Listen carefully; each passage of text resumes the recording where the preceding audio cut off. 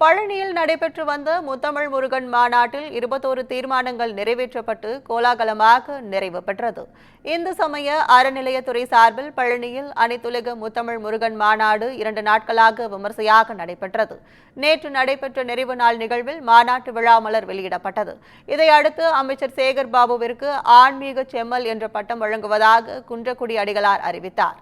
தொடர்ந்து மாநாட்டில் நடைபெற்ற கலை நிகழ்ச்சிகளில் கலைக்குழுவினர் மயில் காவடி எடுத்து நடனமாடியது விழாவிற்கு வந்திருந்தவர்களுக்கு விருந்தாக அமைந்தது.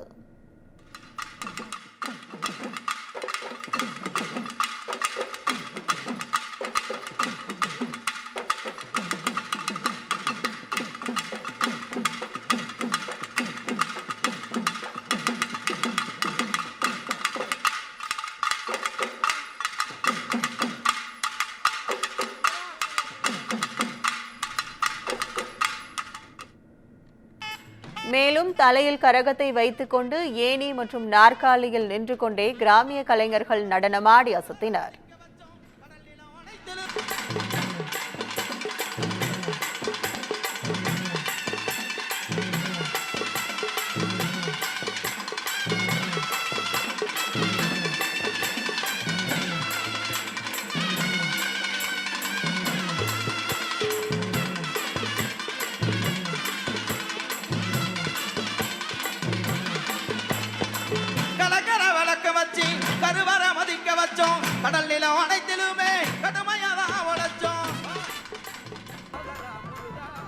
தொடர்ந்து கிராமிய பாடகர்கள் முத்து சிற்பி, வேல்முருகன் உள்ளிட்டோர் முருகனை புகழ்ந்து பாடிய பாடல்களும் அரங்கத்தை உற்சாகப்படுத்தின.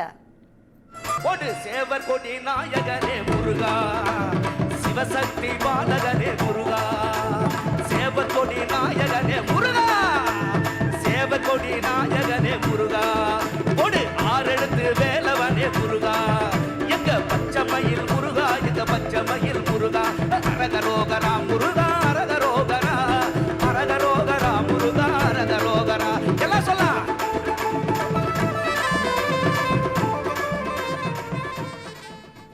இதையடுத்து விழா நிறைவின் போது 21 தீர்மானங்கள் நிறைவேற்றப்பட்டன.